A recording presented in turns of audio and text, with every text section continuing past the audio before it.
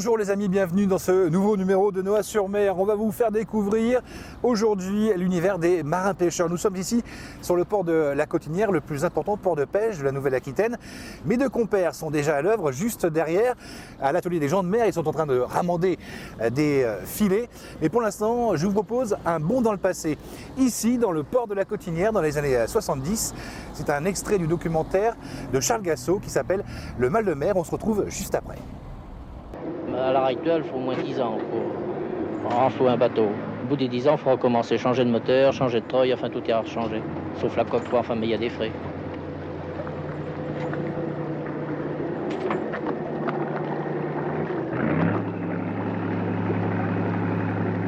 C'est-à-dire qu'il faut travailler, faire des journées de presque 24 sur 24 quoi, pour pouvoir y arriver.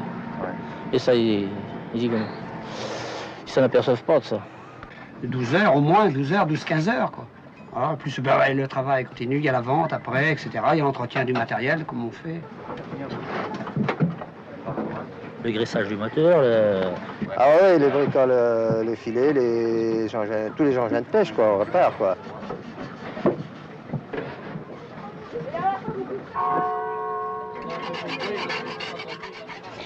Faut toujours travailler. Ouais, on y est presque tout le temps, hein. 10 heures, 12 heures, 15 heures, ça dépend, des fois 24 heures, des fois 8 jours, quand on est 8 jours en mer, on reste toute la semaine. 80, 90 heures, quoi, à peu près. Hein. on vit à bord, c'est notre maison. Voilà. La puissance de destruction a été multipliée au moins par 5. Oui, et puis un endroit qui n'est pas cherché et tout, avec les appareils et tout ce qu'il y a, alors ce qui fait que les fonds qui sont trop dragués. Il n'y aura même plus de quoi rentabiliser un bateau dans les 10 ans à venir. Les fonds sont surexploités, la pollution vient bien se greffer là-dessus. Le littoral est foutu, hein. S'il y a un pétrolier qui fait coupe en deux, le littoral est foutu. On peut prendre les valises hein, et vendre le navire, hein, puis s'en aller ailleurs.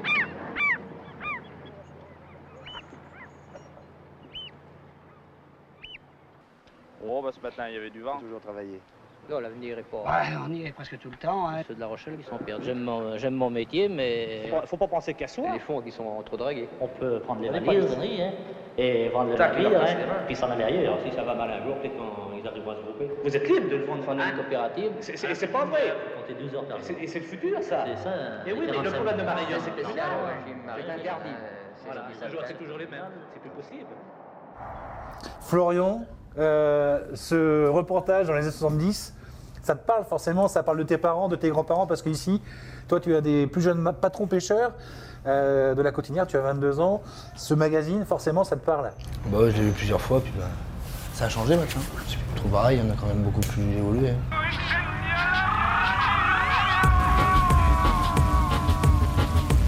Qu'est-ce qui a changé alors? L'hydraulique, tout ça, on travaille plus de la même façon. On peut mettre beaucoup plus de matériel. Ouais, c'est plus du tout la même pêche? Non, c'est plus pareil. Enfin bon, après on est pas autant que ressemblant peut-être.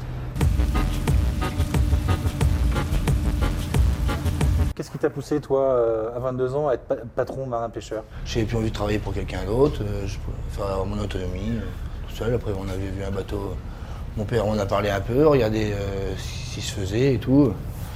Ouais, c'était culotté, on a essayé quoi. Puis bon, ça tourne.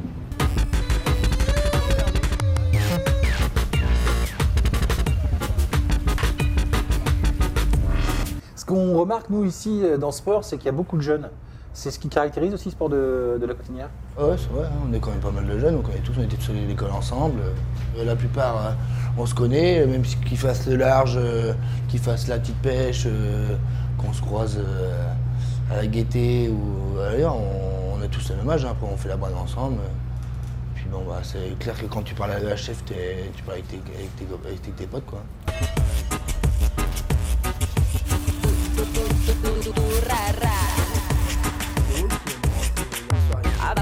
On dit toujours dans les ports que le marin est taiseux. On le voit, t'aimes pas trop parler. Oh bah je sais pas, pas trop à l'aise peut-être, mais... L'atelier des gens de mer, ça te parle? Oui. Alors ça, on va vous le présenter. Il y a Tanguy et Guillaume qui y sont. C'est une structure pour les marins-pêcheurs qui ont eu des accidents, qui ne peuvent plus travailler en mer et donc du coup, ils sont dans les ateliers.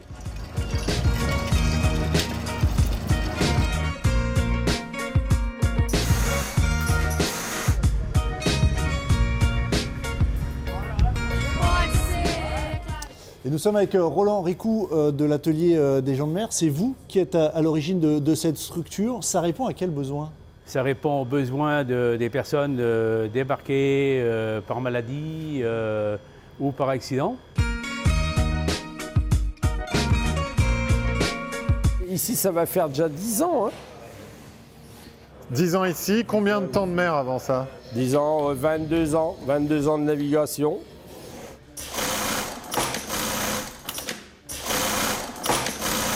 Donc il fallait trouver quelque chose pour, disons, pour donner du travail à ces personnes-là. On voit qu'il y a du métier plutôt. Ah ben oui, ce qui est bien, c'est qu'on n'a pas perdu notre métier. C'est vrai.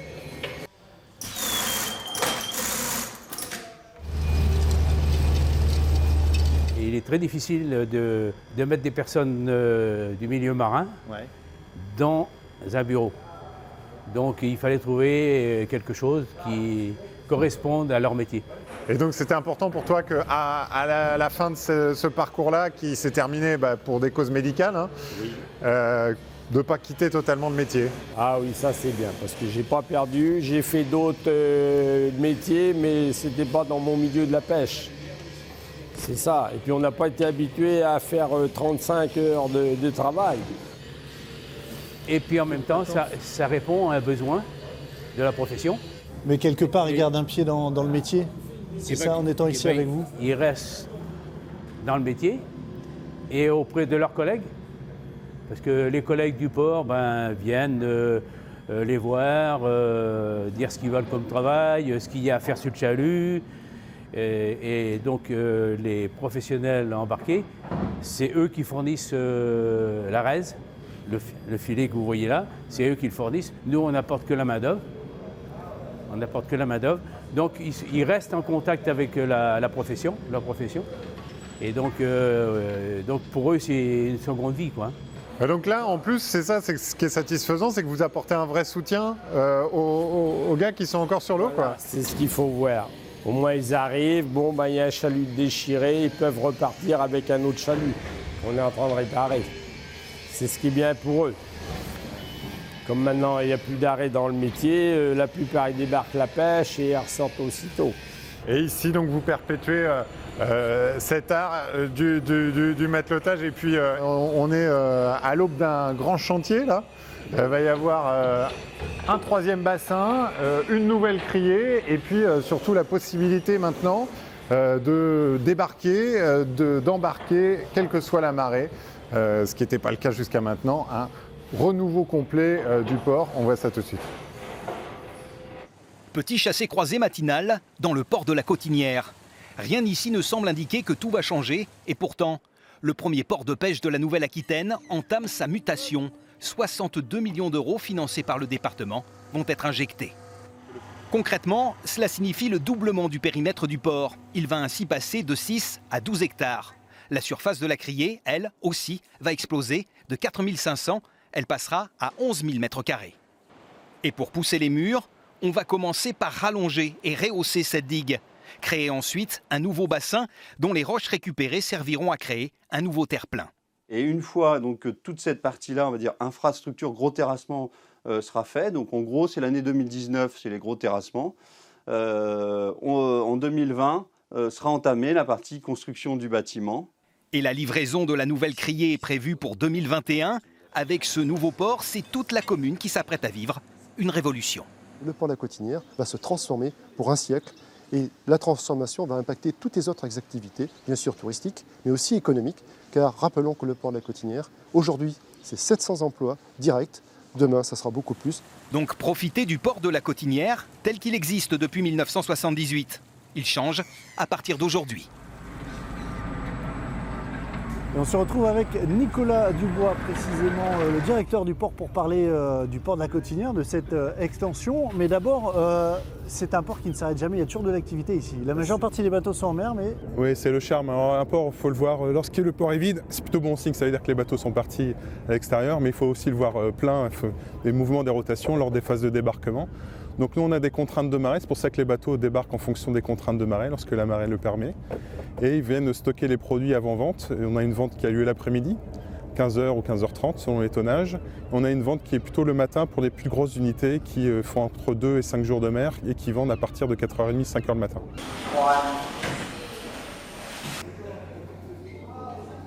Et alors du coup, c'est un port en plein essor, d'où la nécessité de ce troisième bassin là. Il a 150 ans d'existence, mais en plein développement. Les besoins créent la fonction. Le port a été dimensionné pour 2000 tonnes de produits de la mer. On est entre 5200 et 5500 tonnes à certaines années de débarquement annuellement de produits de la mer et un chiffre d'affaires qui avoisine entre 27 et 30 millions l'année dernière. Sachant que malgré tous ces chiffres qui sont impressionnants, on reste sur une pêche à échelle humaine, presque artisanale. C'est vraiment la spécificité du port La Cotinière. C'est un port de pêche artisanal avec des petites unités, des unités qui font 10 mètres, certaines font 12 mètres. On a un segment de 14 à 16 mètres, essentiellement les chalutiers, et nos plus gros bateaux sont des 21 mètres, donc c'est de petits bateaux à échelle d'autres ports. Malgré tout, il figure bien au rang des ports français et sur la façade atlantique particulièrement. Oui, on a un réel dynamisme des acteurs portuaires. Les pêcheurs sont très mobilisés, ils sont très réactifs sur les zones de pêche. On a la chance d'avoir une grande diversité d'espèces et des tailles de navires qui permettent d'être très polyvalents par rapport à la pêcherie. Ce qui fait qu'on est 6e port au niveau national, premier port de la Nouvelle-Aquitaine. Donc petit par la taille, la configuration des espaces, mais grand par le talent de ces acteurs, le dynamisme des acteurs. Alors à une toute autre échelle, et puisqu'on parle d'accessibilité, on va s'intéresser au port de Cap-Breton que j'imagine vous connaissez bien. Oui, très bien. Alors petit port, 19 bateaux seulement, avec une sortie qui n'est pas évidente l'hiver quand il y a des tempêtes. Difficile de sortir et de rentrer donc de ce port, mais alors quand il y a des tempêtes, en général, la pêche est bonne. Il est 5 heures à Cap-Breton. Une partie de la flotte des 19 bateaux a passé la nuit en mer. Et je te suis. Pour Franck Duhat, c'est l'heure d'appareiller. La houle attendue est bien au rendez-vous. La sortie du port est toujours un défi en ce début de février. Les conditions, 3 mètres de houle. Bon, on part avec, il reste 1 heure de montant, donc nickel quoi. On s'en va sur Moliette, Vielle-Saint-Giron. On a 1h30 de route quoi, à peu près. 7 heures, premier filet de 5 km à relever. Putain, il est à l'envers. C'est bon? Où il est là? Parce que là, je ne le vois pas là.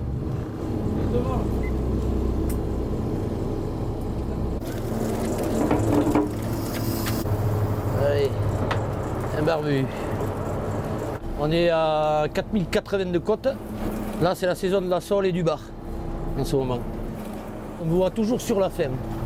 Parce que ça peut être très bien au départ et puis après ça peut être nul et plus un poisson quoi. On va voir à la fin de la journée. Bon, on repart hein. La houle du large complique la tâche du filayeur de 12 mètres. Les filets regorgent de bois de tempête. Les tempêtes, une calamité, autant qu'une bénédiction. C'est un peu plus compliqué quand il y a un peu de vent, un peu de houle, mais bon, j'ai tout dehors. Pilote, les manettes pour embrayer, donc j'ai double commande. Une bonne journée d'hiver, de la houle, un peu de vent, un peu de poisson. Ah, pour bien pêcher, il faut des conditions comme ça. Il faut que la mer elle brasse. Le mauvais temps a fait du bien. Alors, au mois de janvier, on est sorti 15 jours. Ouais, s'il y a eu 15 jours de mauvais temps, 15 jours on est sorti, même pas. Ah, les filets c'est un peu sale. Voilà, il y a beaucoup de rejets, il y a eu pas mal de bois. Donc on a mis beaucoup plus de temps que d'habitude. C'est une bonne journée parce qu'il y a du poisson. Et une journée difficile parce que les filets ont sali. Donc on a fait 2 fois 5 km, on a fait 10 km, normalement on met 4 heures. Et là on a dû mettre au moins 6 heures. Même plus que ça, 7 heures on a mis. Les 14 heures passées en mer au final ont été payantes. L'arc-en-ciel revient avec 600 kg de poissons. Mais le temps presse, la marée baisse. C'est bon?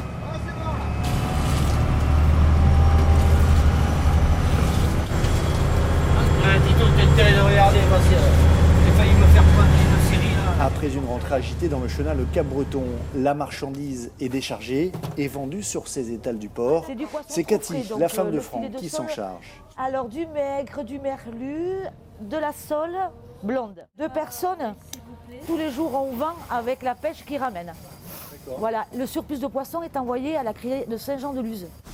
Les marins, eux, ne verront jamais la lumière du jour à terre. Départ demain à 5 heures.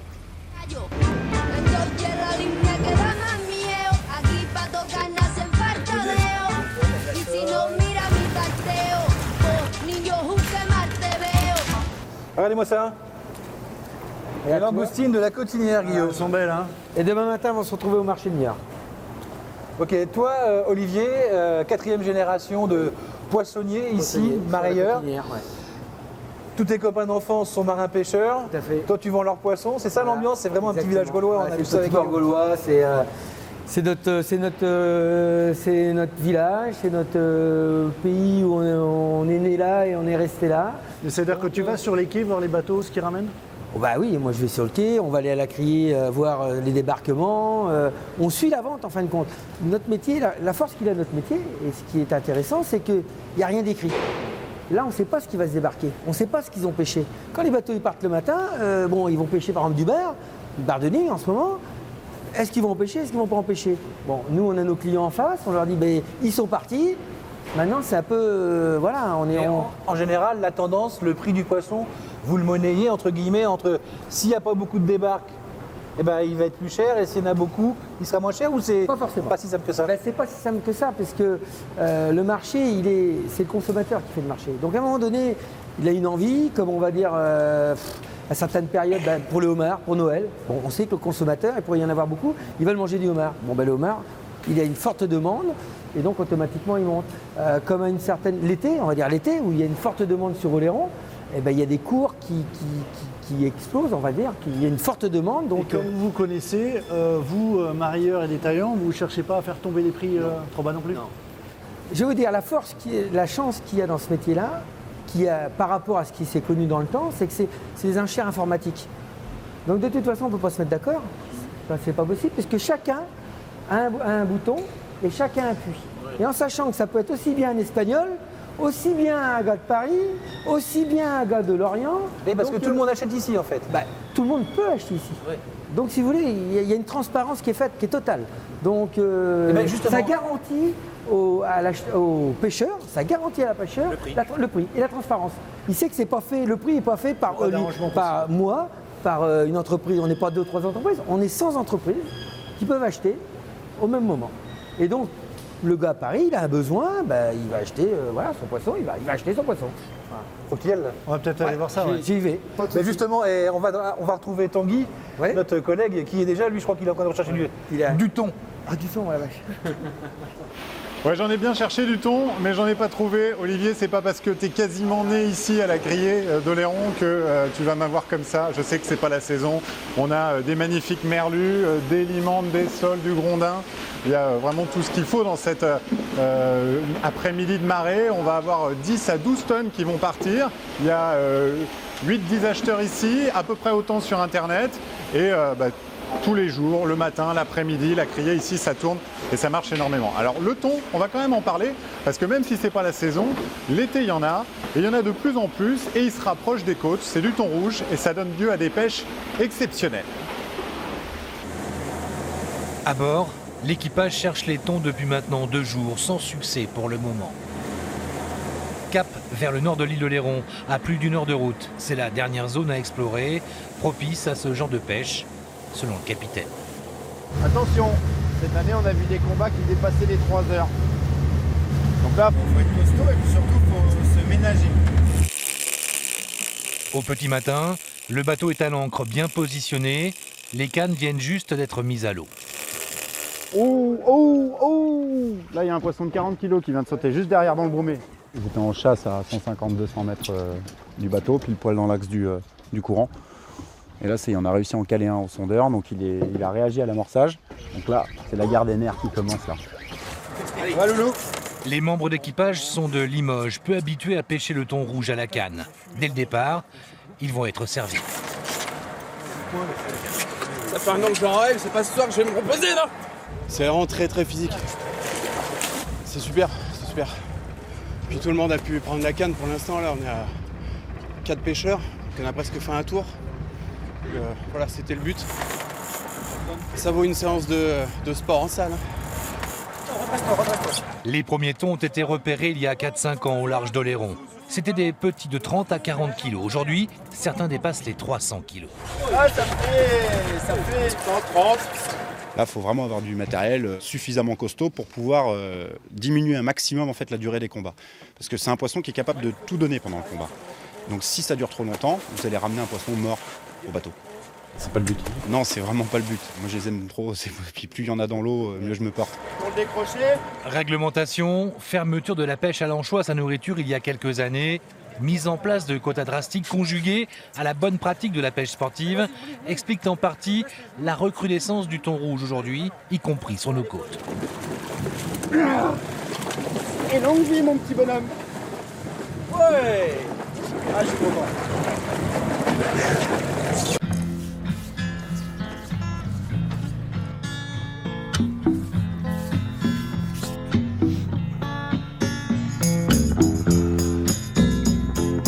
Merci de nous accueillir à bord, messieurs. Il n'y a pas de souci. Bon, on est sur la vedette de la SNSM de la Cotinière. Sa principale particularité, cette vedette, c'est qu'elle tourne avec un équipage de marins. 90% de marins actifs et retraités. Pas mal de retraités, justement, ouais, oui. qui font tourner la boutique. Ou des futurs. Et des futurs. Voilà. Expliquez-nous justement pourquoi est-ce que vous vous engagez. Pourquoi on s'engage Alors là, c'est une bonne question.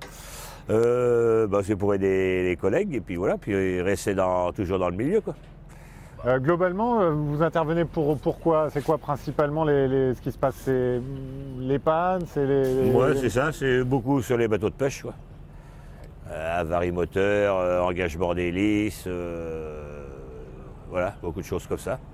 Mais on ne fait pas que les bateaux de la Cotinière, hein. On a Arcachon, toute la façade atlantique, des baleines à Ourtin-la-Canot.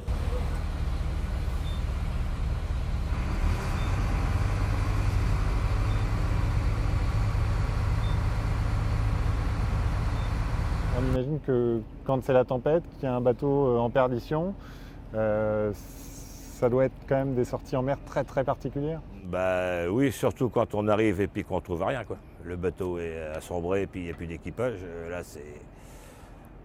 Donc forcément c'est aussi quelque chose qu'il faut prendre en compte quand on s'engage là-dedans, oui. Quoi.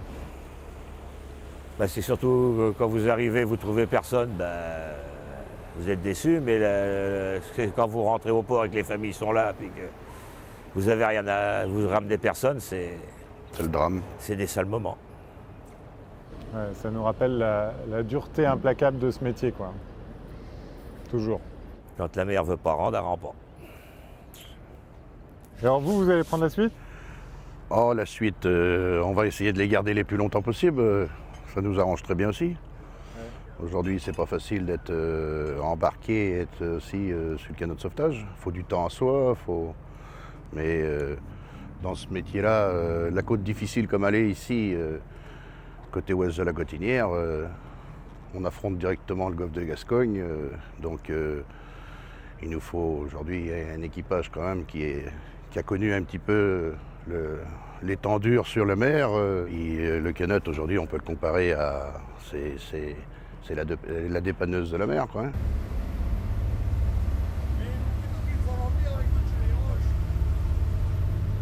C'est vraiment un métier effectivement particulier toute la journée. Là, on a rencontré plein de vos collègues et très difficile.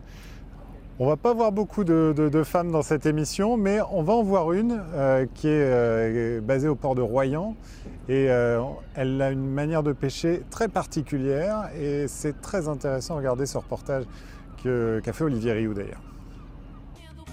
Tempo esquece sem enfrentar, curar padece, rolando escombros, carrega nos ombros o que não te serve, o que não nos serve, incapaz de entender, nunca disposto a perder, destino. Par amour pour mon chéri, j'ai commencé la pêche et puis ça m'a plu tout de suite, le métier de la mer.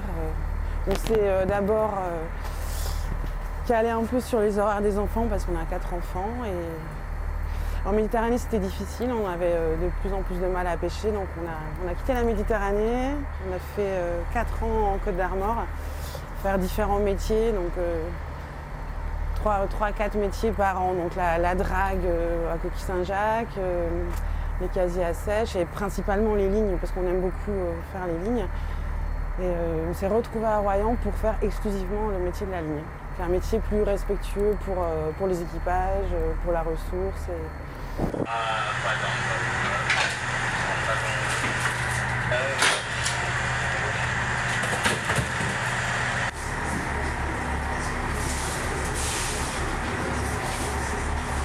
On peut être écolo et pêcheur. Je ne pense pas que ce soit incompatible, au contraire. En plus, on est les premiers, on est toujours sur l'eau, donc on est les premiers à se rendre compte de l'état du milieu marin, de la ressource. Et s'il n'y a plus rien à pêcher, il n'y a plus de pêcheurs non plus. Donc la préoccupation numéro 1, c'est quand même respecter la ressource un maximum et pour que ça dure. Moi, j'ai un fils qui veut être marin-pêcheur. J'aimerais que lui aussi vive de son métier et qu'il vive bien de son métier. Fracos não são fracos ao se darem as mãos. Corrente positiva, frente inconformista. Vários aliados sem pegar atalho. Gostando ou não, gostando ou não. Eu sei. Pode ser, é claro que ver. O que vier, o coração me coloca à prova pra mostrar. Não foi tudo em vão. Pode ser, é claro de ver. O que vier, o coração me. Le plus.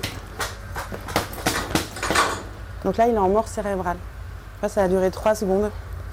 Le poisson, il va plus souffrir. Il n'y a pas d'agonie. Et ça change quoi Ça change déjà que pour le bien-être de l'animal, c'est primordial parce qu'un poisson que tu vas pêcher et laisser sur le pont, il va mourir en s'asphyxiant. Donc c'est pas bon pour le bien-être de l'animal, mais c'est très mauvais aussi pour la qualité de la chair. Parce qu'il va développer des toxines dans la chair qui vont la rendre beaucoup moins bonne. Donc après, il faut le cœur bat toujours, mais comme il est en mort cérébrale, il a plus aucune sensation. Donc là, je l'ai saigné. Parce qu'il faut qu'il expulse un maximum de sang pour que la chair soit meilleure. Le sang, ça donne un goût ferreux à la chair et va accélérer la décomposition. Donc un poisson que tu as bien abattu. Et là, c'est quoi cette tige? Alors ça, c'est une tige que je vais lui rentrer. Et voilà. Et là, je vais lui faire une démédulation. Je traverse toute la colonne vertébrale. Donc il a vraiment cette réaction, tu vois, il est très tonique. Et donc là, on casse toutes les terminaisons nerveuses. Le poisson, en fait, ne va pas envoyer le message de mort à la chair. Ça s'appelle l'ikejime. C'est une technique d'abattage japonaise qui respecte à la fois l'animal et qui va sublimer la chair du poisson. Tu vas pouvoir le conserver beaucoup plus longtemps. Tu vas repousser les périodes de consommation jusqu'à 20 jours par exemple. 3 kg 100. Salut Fab. Salut Sandrine. Ça va? Ben ça va, regarde, je suis en train de ranger mon matériel là. Tu nous as fait des beaux poissons? Ben tu vois quelques-uns, ceux-là sont pêchés d'hier. Qu'est-ce qu'ils sont beaux. T'as vu ça? C'est comme une merveilleuse viande qu'on va bien assaisonner, qu'on va agrémenter d'un super produit. Voilà, c'est des poissons qui vont se retrouver sur toutes les plus grandes tables de France, quoi. C'est normal. Ça va où, Sandrine? Dans des palaces.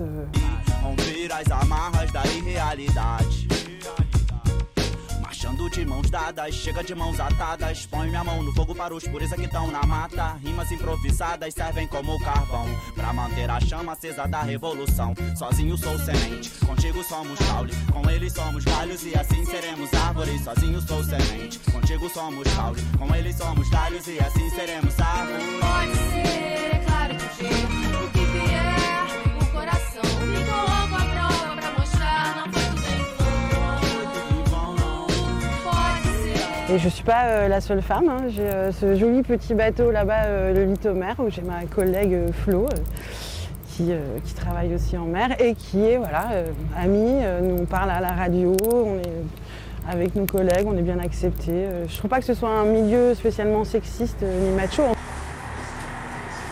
Bienvenue aux femmes dans le monde maritime, hein. J'espère qu'il y en aura plus. Contra o tempo esquece sem enfrentar. Curar padece, rolando escombros, carrega nos ombros o que não. Alors Tanguy, je vais te montrer des BD dessinés par Ludo, c'est un ancien marin pêcheur, je tenais à te le présenter. Alors ces BD, c'est un véritable carton ici. C'est deux marins pêcheurs de la Cotinière, fortement inspirés des locaux ici dans le port. Salut Ludo. Bonjour. Bonjour Ludo. Ça va? Ça va, bonjour. Merci de nous consacrer un peu de temps. Je disais à Tanguy que ces BD là, Dédé et Silver, c'est vraiment les gars du cru. Hein. C'est fortement inspiré des gens qu'on peut croiser sur le port. À notre époque, c'est un peu vrai, mais il y a 20 ans, c'était encore plus vrai. Ouais, c'est-à-dire comment ils sont ces deux marins pêcheurs de la Cotinière? Brut de décoffrage. Ouais, ils sont tous. Voilà. C'est ce qui les caractérise. Ils savent pas faire de la finesse. Non. Je succombe à la facilité. J'ai tous les détails sous les yeux. Pourquoi j'irais chercher ailleurs? Il y a pas mal de ressorts humoristiques ici, hein, avec les touristes aussi, parce qu'il y a les pêcheurs, mais il y a aussi les touristes. Hein. Ah ben, c'est vrai que c'est une manne. On les appelle les baignets à soute. Oui, bon, il y en a qui apprécient, d'autres moins. Bon. C'est quoi la définition du beignet à soute? C'est issu du patois. Bon, c'est baigneur, baignoute, beignet à soute. Voilà, c'est devenu. Voilà, c'est pas péjoratif en fait. C'est plus pour différencier les locaux des gens qui viennent se promener, qui viennent prendre du bon temps, quoi. Et ça rencontre un véritable succès, Tanguy le disait, auprès des touristes CBD là.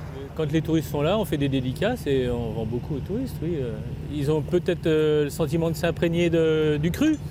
Bon tiens, on va t'en présenter un vrai beignet à soute. Beignet à soute, c'est quoi cette histoire de beignet à soute les gars? On n'est pas si méchant que ça à Bordeaux. Les gars, toute bonne chose a une fin, on va faire qu'on plie les gaules. Hein. Rendez-vous le mois prochain. Oui, on va parler d'animaux marins, je crois. C'est ça, une spéciale animaux marins, dauphins, tortues, cétacés. On vous laisse le suspense. On se retrouve le mercredi 27 mars, 20h15. Bon vent. À bientôt.